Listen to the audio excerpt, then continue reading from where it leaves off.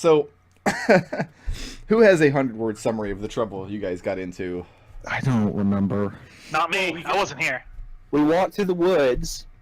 We started out on a glacier over a pit for some reason. I don't know. I wasn't here when we got on the glacier. I remember dogs. Also, it might not have actually been a glacier, but that's how I imagined it. We met a bear guy. Yeah, we met a bear guy. You did meet the Wait, bear. hold up. Was that a beer guy or a bear guy? Bear guy. Okay. We killed his crabs. He had crabs and we killed them. But then we ate the crabs. We Yeah. shared the killed crabs, so it was good. He Which made he us- charged us for. Well, I you think killed that's his reasonable. crabs. I would charge you too. Killed his crabs. He should have washed his butt. So after we got out of the fortress in the middle of the bridge, we wandered through the woods, through the Snowbell Queen's realm, and had all of the bullshit happen. All of it? Yeah, all of it. 'Cause you said you went. I find that hard to believe because I was not here. You went down the list, Brickred. Like you got all your random encounters and went dup dup dup dup, and just knocked them all out. You said so. So, Raazu got cursed. That was hilarious. yeah, and Adrex also got himself into some trouble, as I recall. Oh right, he met that lady at the end. Oh yeah, that's where we left it off last time. So yeah, Raazu is cursed to where she cannot eat, Okay. and she will die unless she can get this curse removed. Luckily, the Snowbell Queen has given her a thing to fix in exchange for. So hilariously, the thing she gave was so. Remember that wand that summoned the creatures that scared the Moakton? Nope. I identified it, but I used all the charges, so I gave it to the Snowbell Queen as tribute. So Because you can restore charges, maybe. Who knows? well, that's what she did. She gave the wand back to Raazu and said, "Here, I'll fix this if you restore the charges." Yeah, So yeah, what you're yeah. saying is you collect called that wand. Basically, yes. So you So, have yeah, I have to go talk to tree people. you have two basic, well, three, I guess, basic tasks in the Queen's Palace here. First, you're supposed to find the location of their mother's scepter and steal it back Yep. in order to give this to Princess Dandelion, who will be so overcome with joy and gratitude that she will send you home back to the world on the other side of the veil. Your sub-goal... That doesn't sound like us. No, probably not. Your sub-goal is to find the gardens where the enchanted apples grow and collect samples for Josiah the Moakton so he can reverse engineer the magic she uses to protect his village. Sure. And the third thing is to not die or find yourself indebted to the Queen, because this is your last life. I thought there was a 4. Is there a 4? I thought there was a 4. Which Get is the- to get the Moakton. go Get the kill a Moakton dragon. out. Right. That's the thing that needed to happen. The dragon is guarding the scepter. So, Wendy, Yeah. you were here last week. I mean, I- you went through the forest. I with was these here guys. last week, Yeah, definitely. no problem. So you show up at the. Their plan is to get inside the castle by essentially pretending like they don't know that they've been here before. They're not. Sure. They didn't come in hostile. They came in paying tribute. They I actually- remember this. They bought themselves a room inside of this ice palace that has a wood-burning stove. So they got themselves the 5-star suite. Did Essentially, we get any wood? wood was brought up. Yes. Oh, nice. So here's what. They're not being kept as prisoners. You guys have pretty much free reins over the ground, provided that you don't raise arms against the Queen's servants, most of which are Moakton servants. Birdie found the entrance to the cellar level back in the kitchens, but was too much of a coward to go down into and check it out. All right. Adrex found the gardens, where all of the queen's enchanted flowers and stuff, and plants and stuff grow, but was too enamored and charmed by being an expert on elves to find the tree. Red had gotten into the larders, although I forget why now. It was probably a good idea at the time. Yeah, it was brilliant. But now we'll never know. Raazu was given a quest by the queen herself to travel north and meet with a Fey tree spirit, to get this wand recharged. So what was Windy doing during this time?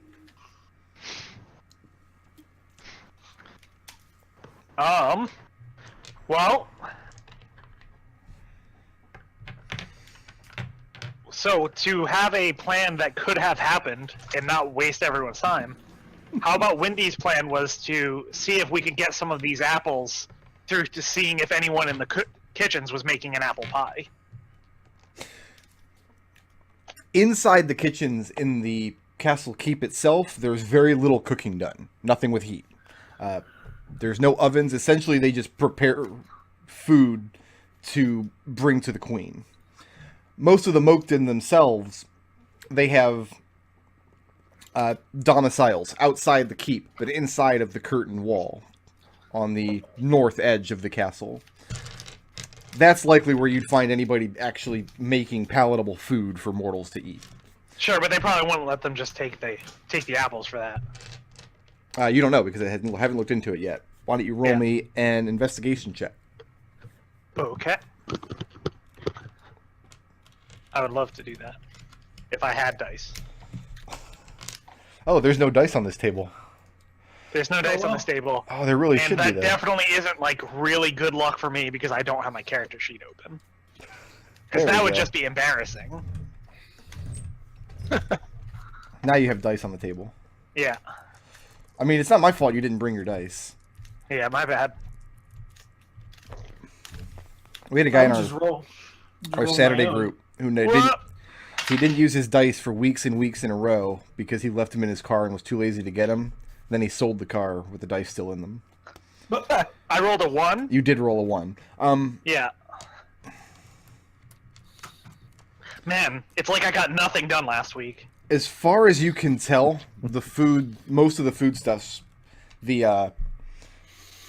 most of the veg produced by the Mokden has to be brought across the gorge from the hedge and beyond, because nothing edible grows on this side. More than that, you don't know. Huh, that's weird. Raazu, what do you tell your companions about your quest? everything. Okay. And give them the whole skinny on the meeting that we had, and ask Red if he wants to come in and be an interpreter just in case that's needed. Wait, for what? Because I don't speak Sylvan. For what though? Like, what is he interpreting? To interpreting the tree people that I have to speak with. Why would we do that? So I don't die? Well, I'm just saying, we're already trusting that various curses are going to be removed from us in a subsequent after what we're doing now. I have to eat, Wendy. Like, I don't know if you knew that or not, but I have to eat. Oh, I know very much how much you eat. Yeah. Exactly. I'm just saying, maybe we've got some time here. So just to clarify, because Nodal was totally here last week, Right. would you like to explain why you can't eat? So we ran into this this baker hag who was like, "Oh, fresh meat pies, derp and nerp and nerp," Okay. and That's her given name that- now, Nerp and Nerp and Nerp. I'm gonna change Yeah, my nerp and notes. nerp and nerp. So nerp and nerp and nerp was like, "Hey, here's some free meat pies," and I'm all like, remember what Josiah said, don't get distracted, and this probably wouldn't end well for anyone anyway. So I was very much pushing everybody to move along and move along and move along. And she was talking shit back, and then I stopped being able to eat. Any food I put into my face hole turns to ash. Did you try just saying no thank you? No, she did not. Not Okay. even a little bit. Alright. I feel like And Raazu also failed a whiz save, so Yeah. like I right just there. got something. I just real quick got a word for going to talk to the tree people for whatever the fuck, and that word is distraction. So let me make sure that I'm clear on this, because this might be important for when I decide to make the Feywild fuck Windy over. Yeah. So is Windy's position A, Rasu's gonna starve to death and that's fine? Or is it B, Rasu's not gonna starve to death before we find the scepter and get it back, and then she can just... It's B. Okay.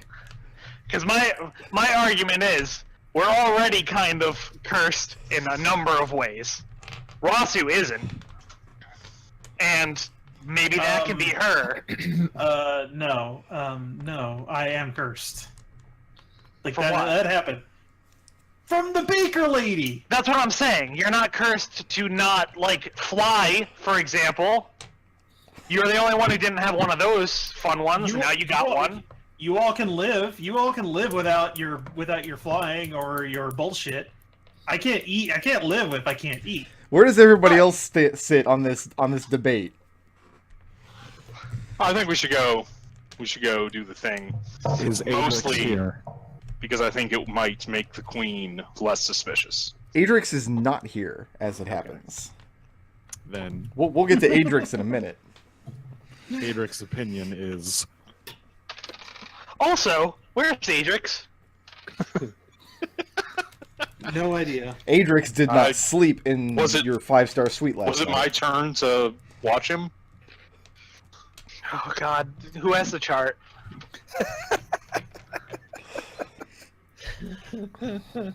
It's like, well, Red's supposed to have every second weekend.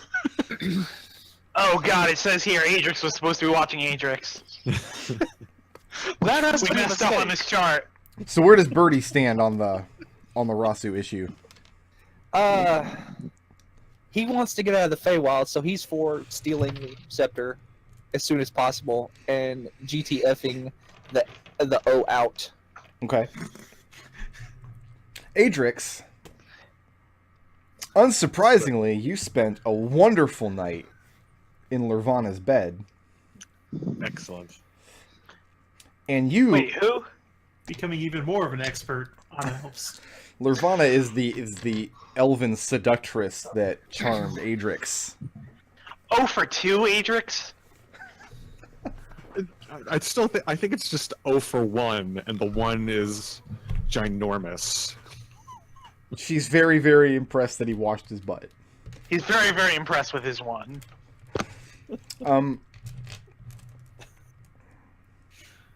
Lewd. That's the idea. So Adrex, you are charmed by Lurvana. Mm. And that means that you cannot attack her or target her with harmful effects. Mm. That she has advantage on all social checks against you. Mm. And maybe more stuff. Who knows? After a very pleasant evening with Lurvana, I mean, I say evening, I mean, it's perpetual twilight in this realm, but... And you awake in her bed, and she's still there with you. And she's speaking pretty nothings into your ear. And then repeating them in the elven tongue, which you find just delectable right now. Adrex is trying to say them back, but not really well. Oh, but she insists that you're doing. It's a great. You speak it like a native. Barido. And then the question turns to just what a strong and heroic man you are. just what a paragon of strength, of justice that the Snowbell Queen should be incredibly proud that someone like you has chosen to enter her service. Yeah, well, you know, I try.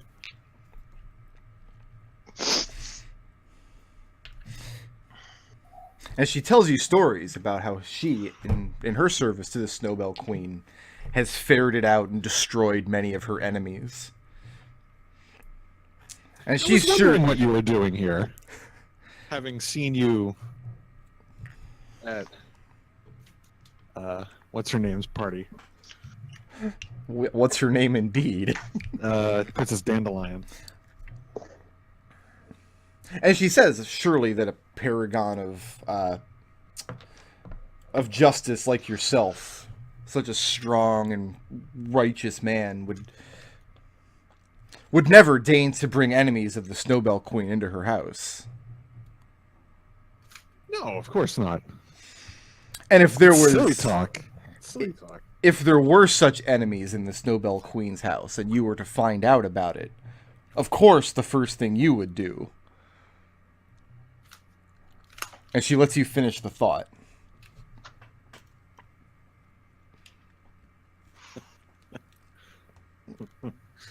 Absolutely.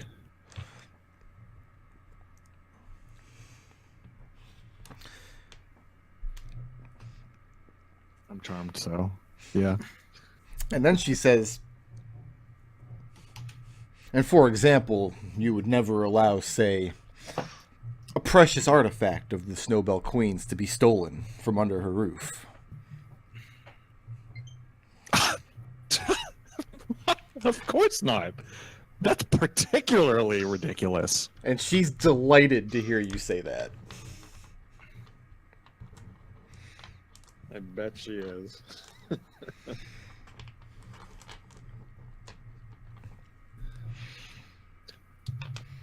Eventually she leaves you there. Did you have a specific artifact in mind? Or just any old Snowbell Queen artifact that might be lying around? Make an insight check at disadvantage. I guess that probably is a disadvantage, right? Come on, double 20s. No, that's a 4. Nice. You begin asking probing questions like that she had something in mind. But eventually the conversation, and you're not sure how it twists and turns back around, but eventually the conversation turns back around to what a strong, manly specimen you are. And you just Perfect. can't get enough of that. I really can't. I'm pretty sure he knows how it got to that. Eventually, kind of poutily, she takes her leave. She has duties to attend to today. And she says, of course, you probably are wanting to get back to your companions. She feels bad for having stolen you away for so long. Mm. So about the time you guys in the other room are having this exasperating conversation about whether or not it's a problem that Raazu is starving, Adrex comes striding in with this just incredibly satisfied look on his face, whistling to himself. Big Where have you strides. been? Big strides. Birdie looks at him and goes, ew. Where the hell have you been? I was doing research last night. Ew. Birdie sticks his tongue out. Just ew. Alright, so what have we learned? Elves are amazing! Raazu face palms, stares down at the floor. Says, Well, they are. And Adrex starts trying to say some elvish words very badly. look, I don't even speak the language, and I know that's wrong. I don't know. It sounded all right. He's like, Parley-vous Frenchy? Language is just a construct, man. So, how much does Adrex know that he's charmed? Like, I'm inclined to say not at all. not at all. Because usually charm effects, like the low level ones at least, say you don't. I mean, you realize you've been charmed after it's over. So, probably not at all. All right. But to be clear, it's not very difficult for us to tell because we know he's not this stupid. I'm not concerned about you guys. I'm concerned about Adrex.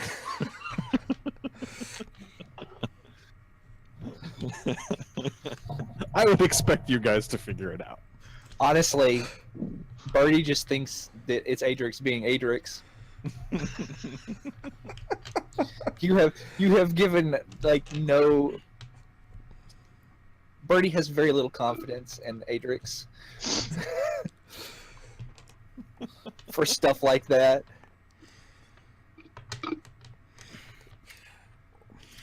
You said you were going to the gardens. Did you at least find? Did you at least find the apple trees? Ah, Adrex, yes. focus. Apple trees. You know, Where are they? it's funny you mentioned that. Oh yeah. Yeah. Any Where are particular reason, or just kind of in general? Just in general. Yeah. You know. Yeah, cool. Yeah. You didn't see the You find didn't apple see tree. you didn't see I- the I trees, don't. did you? I didn't. No. Oh, thank you, Adrex, for being on task. Hey, look. She's All really forego- hot, okay? I'll forego apple the trees. flogging today. Yeah, you have to save your strength. Yeah. So as I was saying, Red, will you come with me to be an interpreter? Yeah. Okay. Oh, cool. Where are we going? Talk to some trees. See, that's the thing, is that sounds like something we would normally do. Oh. Don't you start. Don't you start. No. But what if the thing we normally do, we don't do, is actually the thing we're supposed to do? Yeah. I feel like assuming there's one thing we're supposed to do is oversimplifying the problem. I like how Adrex has chosen to contextualize being charmed as being like really high. Really, really high. It's like my hands, they can feel everything but themselves. No. He's still doing the wine in front of me stuff. Okay. And it hurts his head. So Raazu and Red are going to travel to find this tree spirit. Is anybody else going with them? Yeah, I mean, I'm not going to let them go die to a tree spirit. Okay. What about Adrex and Birdie? Yeah, I assumed that was the whole point. So I figure if we're making this pilgrimage anyway, like if someone's going to do it, we might as well all do it. Okay. Well, here's the thing: is we also need to secure the apples and. Last time we split up, we got back a worse Adrex. He's And right you there, know what? man. You know what, Birdie? I love you, but I don't really trust you to babysit Adrex. It's nothing personal. It's just I can't trust you. Oh, okay, so I'm switching Birdie with Adrex on the sheet then. Probably. What did I do? Honestly, this would be better if it was more of a dial.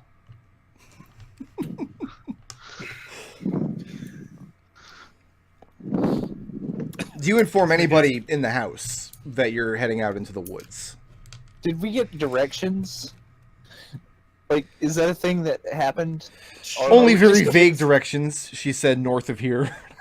Mm. Yeah, I think Essentially. we'll actually ask. I will inform the people who are attending to us and actually ask if they can give us better directions because we're doing this for the Queen. So It is true, yes. The woman attending you is the presumably Josiah's sister, Ubrid Frith. Right.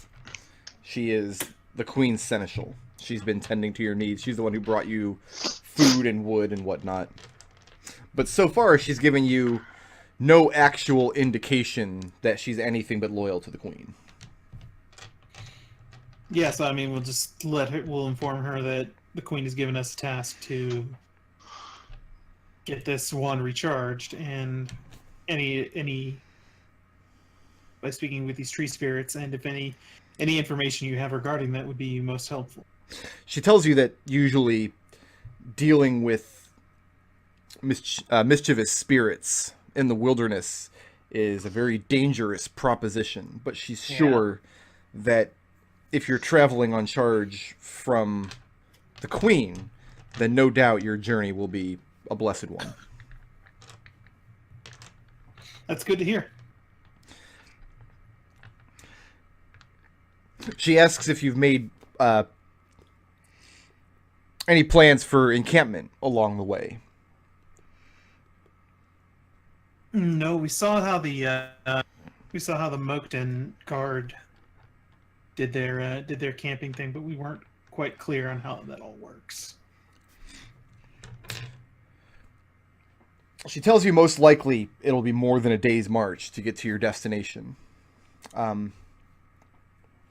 If you stick to the paths, you'll... And she kind of describes the same distance and direction that the Snowbell Queen did. But she tells you that if you look for a place with 2 red trees on the side of the path, that marks a side road that leads to an abandoned woodcutter's cabin. A place where you may find it more comfortable to rest, to put up camp for the night if you don't want to sleep out in the elements. Is fire permitted there? She tells you that fires... Well, actually, she reiterates, because this has actually been explained, that without her permission, fire is not permitted anywhere in the realm. And our permission for fire is only in this room? She has not been informed otherwise. Okay. I wasn't sure if it was us or the location. But you recall even the Moakton that you were traveling with to the castle, they would speak prayers and ask for the queen's forgiveness before starting a fire each night. Right.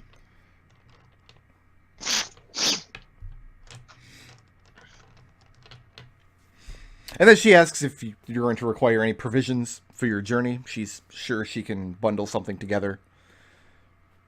Raazu looks to the rest of the party, shrugs, then looks back to her and says, well, I don't know about these others, but I could definitely use a lot of water.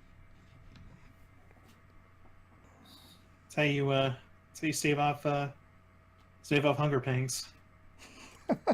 So Keep hydrated. right now, Fill your Raazu belly with water.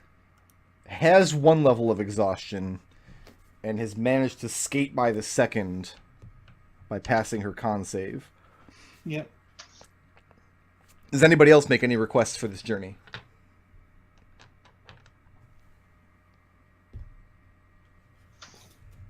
No, this seems pretty self-explanatory. I think we pretty much have the provisions we need, right? Yeah. Yep.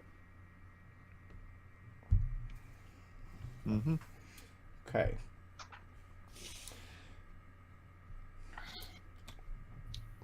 Has anybody mentioned the scepter or the plan to steal it in Adrex's presence since he's been back? No, because he's like, I think we get an idea of what's going on with him. Okay. Honestly, Wendy's kind of hoping it wears off after a day. Well, the last time he ran into her was a couple of days ago, like a couple of weeks, in fact. And it hasn't shown any sign of wearing off, so...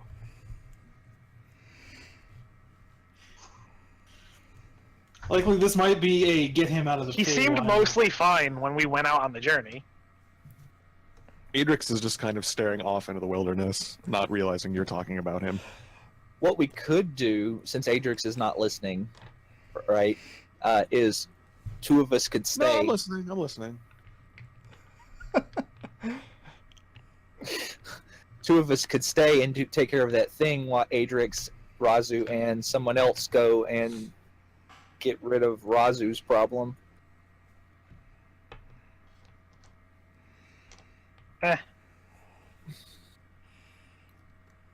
Or we could all just go take care of Raazu's problem. Either's fine. I just don't think that splitting up is the right choice. I'm in agreement with Wendy. I'm fine with that. Okay. It's just a thought. Setting back out into the wilderness. Sticking to the path again this time. Assuming, yes? Yep. We're not immediately turning off into the woods. No, correct. Plus, I'm going to be real, Wendy. Like, if we're doing this anyway, we might as well see what we can get out of it. Maybe we'll learn how to recharge these things ourselves. If the work's going to get done, let's get as much as we can from it while we're going. And you're our best. Wendy just kind of waves her hands around. Our highest passive perception, I have it at 17. Is that still accurate? Birdie has a 19. Birdie's is 19? Yeah, and it's like never day here, right? No, it's always... Yeah, it's never day. So like it's pretty much always going to be Birdie while we're here. Okay. Well, Birdie doesn't have dark vision right now. yeah. So No, yeah, but he doesn't get disadvantage on stuff. Is more what I meant.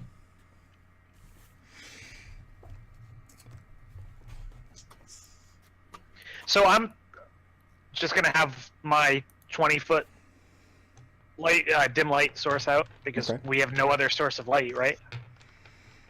You got torches, Yeah, but they're use unlit torches. at the moment. Yeah, my lantern's flame, so no good there. Mm-mm. Yeah, that's what I was gonna say. Like, we have torches. What? We have torches. They just don't work. Yeah.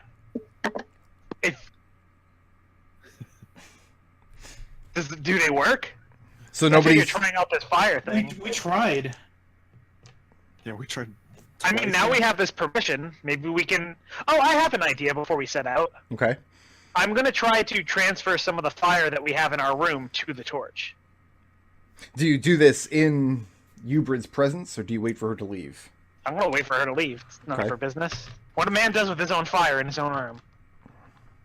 And you pull a lit torch out of the stove, and it remains lit. Yeah, I'm gonna try to cover it up a bit. We have to preserve this fire. This is like when you take like the last coal from a campfire and use it to start the next one. This is our eternal torch. Roll a... So what are you doing to cover it up that's not going to snuff the fire?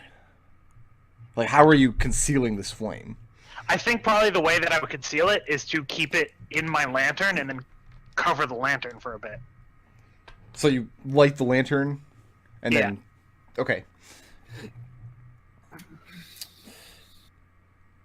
Roll a deception check Yeah. at disadvantage. Well, I'm sure this will be fine. This is just... Listen, I'm just taking this DFM, this fire management Yeah. protocol. I'm just copying this fire. Okay. I would copy this fire. Oh, it's not actually that bad. 17, 11, so 12? A 12? Yeah. Do the rest of you make any move to stop this plan? Or is this going Wendy, forward? this is probably a really bad idea. Wendy, you shouldn't do this. Okay, well, that's... That's a bad way to stop this plan. When you all set out, I mean, Wendy has... I This- can't possibly be the only one who's curious if this will work. You have this Kindle inside of your lantern, which you have closed and tucked up under your Yeah. cloak. And what's really... I mean, I don't know if this would unnerve Wendy, because she's unflappable, but Wendy's flaps pretty well. just the heat Oh, I given guess I off am by this currently lantern in this unflappable. place, it feels like it's a lot hotter than it normally is. Like, you've walked around with this lantern lit hours and hours and hours over the But course of many years. Yeah. But in this frigid place, it's the only spark of warmth around for miles and miles. I'm gonna try to stay away from other people then. Like, basically, even though I'm gonna assume that even though this is covered up, it's still pretty easy to tell what's going on here. There's really no way to do that because you got to leave out north through the curtain wall, which means you've got to go through the little Moakton village up there. And when you do, nobody moves to stop you, and they don't stick an ice dragon on you or anything. But you're pretty sure you catch a couple of wayward glances in your direction from the pig people. And thus you set out on the path. How far away do you get from the castle before you try to light the torch? I figure. But here's the thing: is I'm pretty sure it'll work now, so I'm not that curious as to whether I can light the torch. Mm-hmm. It's more just at this point, like when we need it. So probably if we were going through like an especially tricky woodland pass, like something where we could get it ambushed, that's when I'd break it out. Okay. The good news is you're headed like away from the mountains. You're going the opposite direction that you'd find those kind of tricky paths. Yeah. You come around the corner after a few hours of marching along this wooded path. And Birdie, Yes. just as you're coming around the path, you notice a snowbank on the side of the road. A few feet in front of the tree line. There's slight elevation. You have to climb up this little snowbank to get up into the forest from this direction. And you're pretty sure you catch movement in the snowbank. It might have been something as simple as a bit of snow crumbling and rolling down the side. But for some reason, it sets you on edge. Where do you dig your pit? I point out the thing and say, look, it's probably more crabs. All right, don't pitch yourself. Oh. That was even by Nodal standards. That one was pretty raw. That one was. That one, it could have used a little longer in the oven. Needed to percolate for a bit. So I'm assuming Adrex and Raazu are out front. Yeah. Okay. Yep. All right, in that case, anything that's going to come out at us from inside of a snowbank is not going to be friendly. So I think now is when I reveal the light source. Try to get a good look at what's going on. So you take out your bullseye lantern. Yeah. And direct it over at the snowbank. Yeah. As soon as you do, a little head pokes up out of the snow. It's not a crab. It's not a crab, actually. It's a little mouse head. Ah. But it's not a mouse like you saw in the hedge, which were actually tiny little mice. This is like mouse folk. This is like maybe a birdie-sized humanoid creature. This is some red wall shit. It is some red wall shit. I've actually been meaning to go back and reread those books because I haven't since I was a kid. I wonder if they're still good. Oh my god, there's a turkey menacing a guy outside. Wow. Oh my god, he's running right at him! Can you videotape that, please? Like, Yeah, could you share that with the rest of the class? Well, now he's just kind of walking around near the guy. Like, so you missed it. Judd Thanks. Good job. You failed us, Nodal. This little head pokes up out of the snow, and white fur with beady red eyes. But you see, he's very focused on. He just set off the car alarm. Fucking turkey. I can hear the car alarm.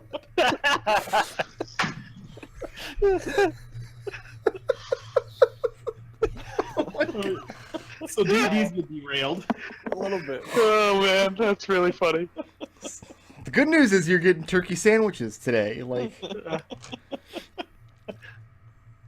this little creature is focused on Wendy's lantern, and it speaks something out loud to the snowbank around it, and it's what sounds like a chittering tongue, like you can imagine what a mouse person might sound like. And several more of them poke their heads up out of the snowbank, and they all seem mesmerized. Now there's 5 of them in total, and they begin climbing out. And you can see they're armed. They're wearing leather armor. They're wearing heavy boots, gloves, and cloaks. Each of them is carrying a short sword and a short bow. And one of them, as four of them kind of step out of the snowbank and approach you, one of them is staying behind. You can see they probably heard or saw you coming and ducked into this snowbank to hide while you passed. Yeah. And the first one that poked out looks at Windy, and he speaks something, but you don't understand what he's saying. He's speaking in Mousefolk. I'm gonna speak back in Pixie, trying to like get a little bit of a common tongue here. And when you speak in Pixie, two of his three companions standing on either side immediately knock arrows in their bows. Whoa! Adrex blurts out, "Oh my god, they're so cute!" They're extremely cute, yes.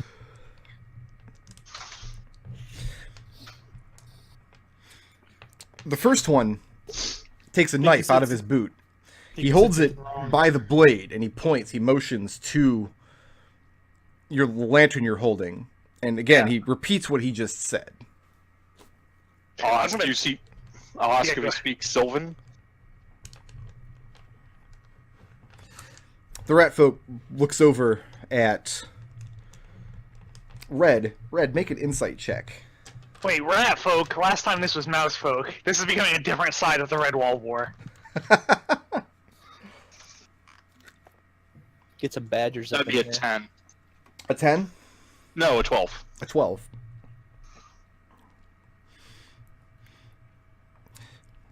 You see that the mouse folk is... You can tell for a split second that he's understanding what you say when you speak in Sylvan, Uh-huh. but he's pretending like he doesn't. He doesn't want anything to do with you.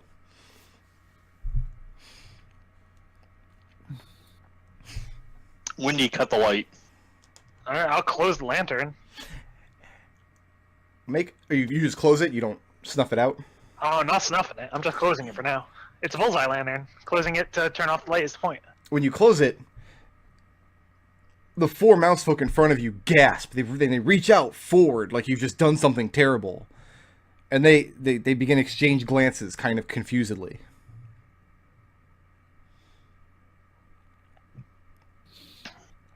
I'm gonna kind of like raise a hand up, kind of like motion towards putting my own bow back on my back, and then I'm gonna slowly open up the lantern again. And the lead mouse folk, the one holding his knife by the blade, turns around, holds his hand out to his companions, and they relax their stance. And then he says something else. One of the ones that had his bow turned out goes back to the one still in the snowbank. They begin rustling for a few moments. What they bring out are several furs from woodland creatures that they've recently killed and skinned. Then the one with the knife turns back to Windy, motions for the lantern, and then motions to the furs, and says something else in his mousefolk tongue. Let's make a trade. What do you think, guys? I'm not carrying the fur. We need information more than we need furs. See if you can tell them that. I guess I'll go along and try Abyssal, Draconic, Giant. And Red... Windy, what's everybody's passive insight, except for Red? 17. 13. 17 here. 11. Windy, 11. you watch as Red goes through a bevy of other languages. You're pretty sure that these mouse folk won't speak to him because he's a snake. That seems fair. That seems pretty clear. That seems fairly fair, yeah. Alright, I'm going to, what do you... I'm gonna, like, just kind of, like, motion for Red to stand behind me and say in comment, and, like, listen, I can't use you to translate, but as long as you pretend like you're talking to me, Yeah. I think they might give us what we want. Okay. We just don't want to offend them. What language? So I should be talking to you in common because I'm not really following this plan. I'll talk to you in common. You talk back to me in Sylvan and just say something reasonable. Okay. Something reasonable in Sylvan. Hey, cool. Thanks. And I'm going to like say to Red, say something to me about how you don't think we should trade the lantern unless we find out, and then just say what information you want. Right. No, I mean, the lantern's too valuable. The only way we could possibly part with it would be if we were to get more information about the local wood spirits.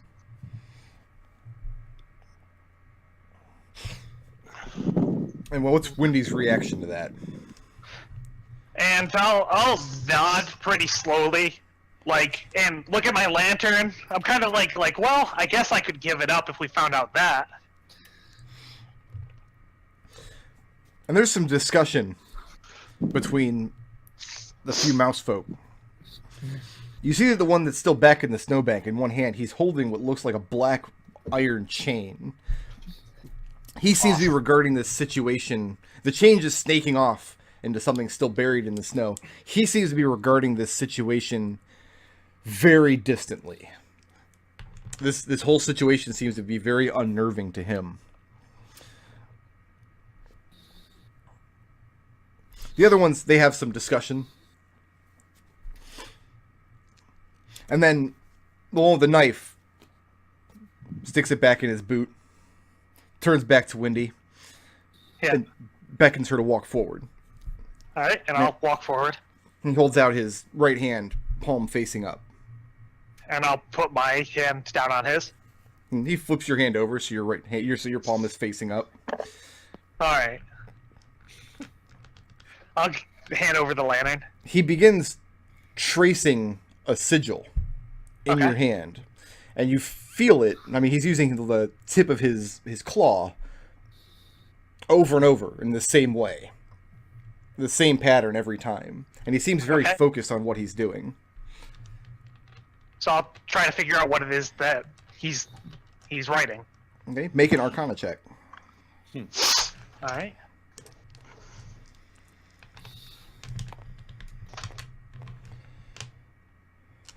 Well, that's not my skill. It's a 7. Okay. Can I make a wisdom check to remember what he's writing so I can say it to Birdie later? That's what the Arcana check was for. I see, because I have no idea what the hell this means. I'm just trying to remember the shape of it.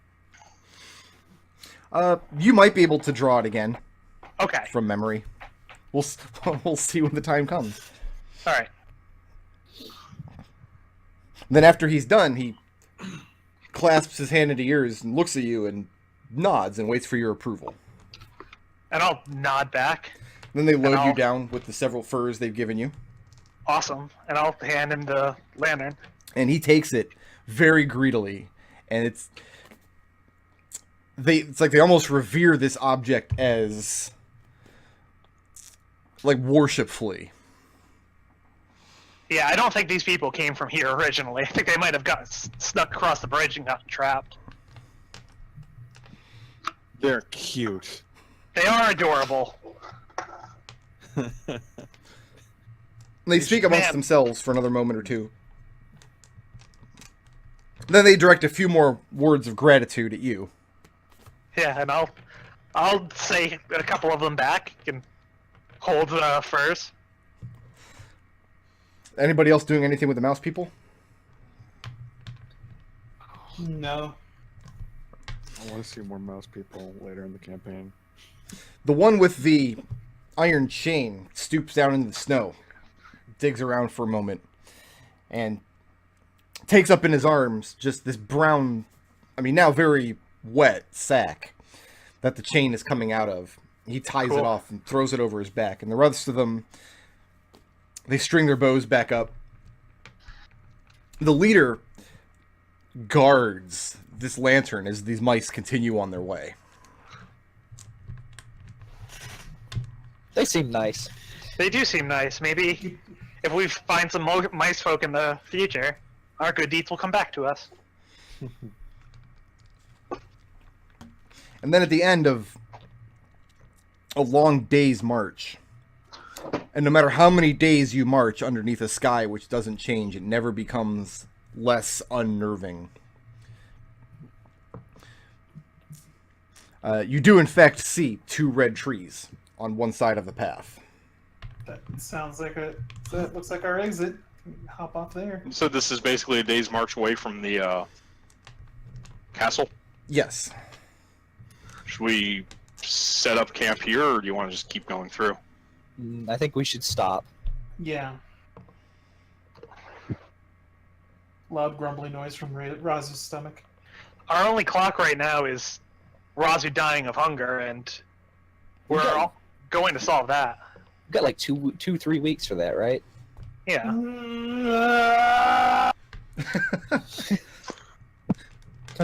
She's very annoyed at this.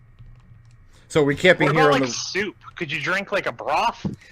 they tried that. We tried that. Birdie made her a very nice cat broth. Are you camping here on the road, or are you going to continue on to the cabin you were told about? I think we should go to the cabin. Have some Soylent.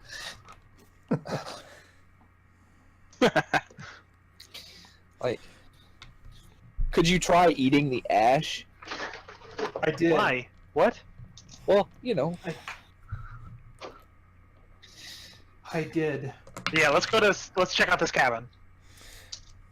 And you find it. Not long after you break through the tree line, heading off the path. Just this very old, partially dilapidated log cabin. It's 4 walls and most of a roof, but that's about it.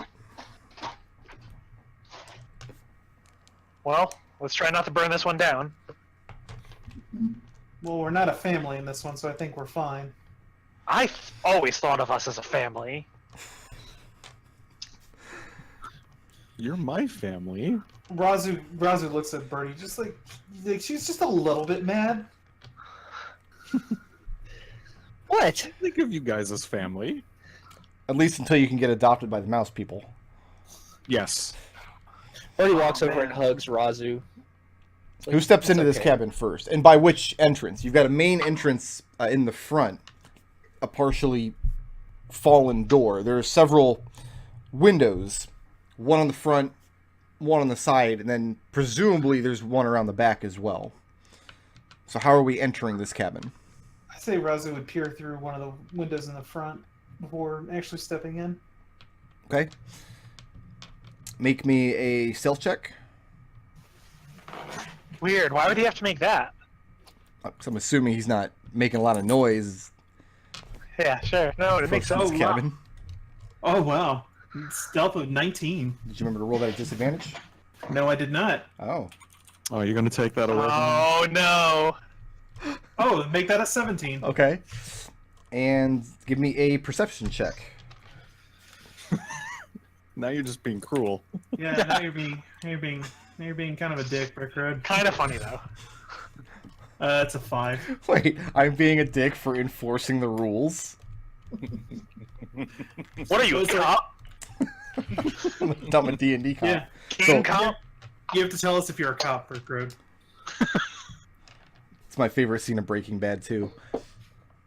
Glancing in the window, it's very dark inside. It's difficult to make anything out.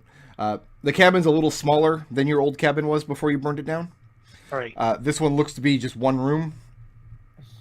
You do make out a vague shape in the center of the room, which, if you didn't know better, you would think it was a stove.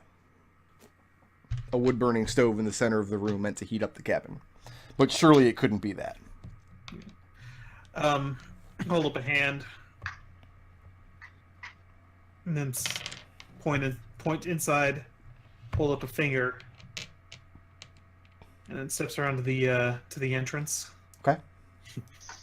Maybe we could. What kind of window is this? What Is kind it of window? glass? No, it's a hole in the wall. A square hole.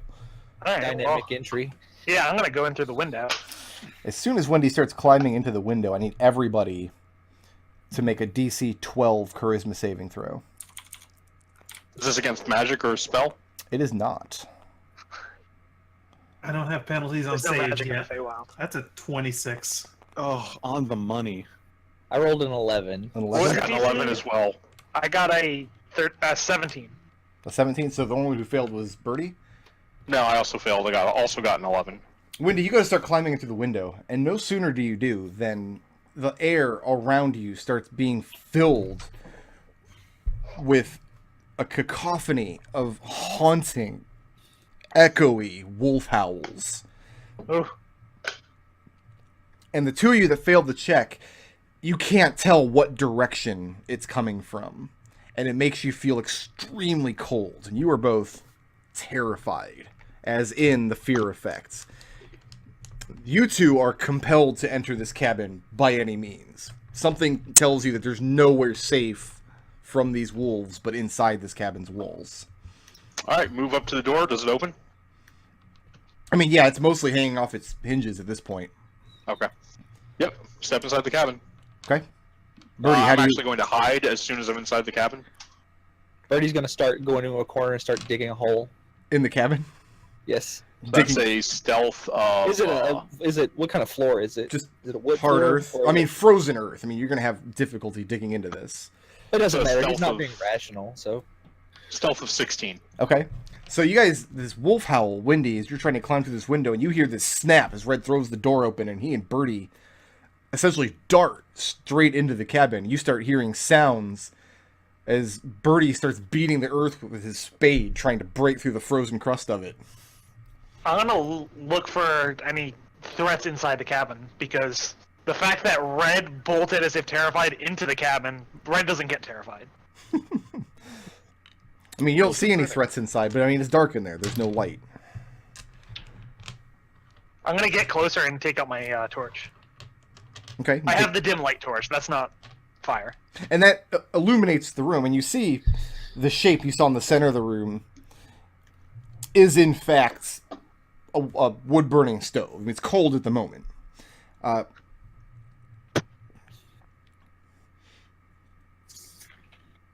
That's all you can really see in the room. You're kind of illuminated. I mean, you see Red hiding off to one side. Does he? He needs to have a 16 paths of perception to see me. Well, I mean, you are hiding in the shadows, and now he's got a light source. Also, I have a 17 passive perception. Okay. And you see Birdie trying to fruitlessly to dig into this frozen earth. Alright, so I'm gonna go back out through the window and go get Raazu, and I'm gonna say something's up. I mean, you guys can hear the wolves. You definitely know they're out there. Yeah, Raazu steps inside. Okay.